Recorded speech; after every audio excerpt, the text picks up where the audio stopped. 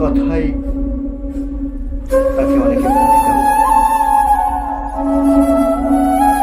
কিন্তু সে বলতে চায়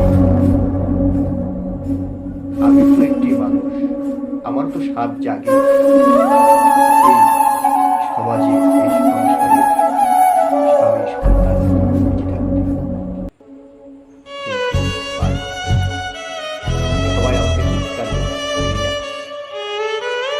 কিন্তু কেন ঘৃণা করে?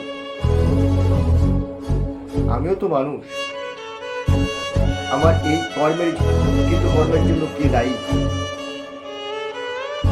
আমিও বাঁচতে চাই। এই সমাজে ভদ্রলোকের ছেলেরা রাতে ঘুরতে হতে এদের কোনো সমস্যা নেই। এরা টাকার বিনিময়ে আমার উপরে হায়নার করে ঝাঁপিয়ে পড়ে, হায়নার মতো ঝাঁপিয়ে পড়ে।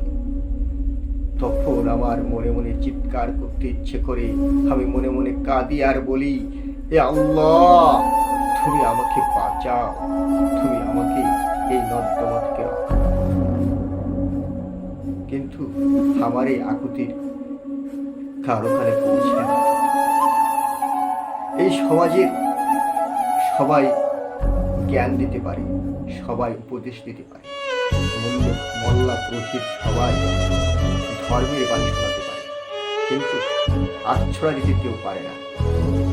তাদেরকে যদি বলা হয়, পারবে আমাকে একটু আশ্রয় দিতে, পারবে আমাকে এই সমাজের স্বীকৃতি দিতে, পারবে তুমি আমাকে ভালোবেসে এই নর্দমা থেকে টেনে তুলে নিতে, এই সমাজে প্রতিষ্ঠিত করতে, তোমার ভালোবাসার ছোঁয়ায় আমাকে এই সমাজে নতুন করে প্রতিষ্ঠিত করতে পারবে।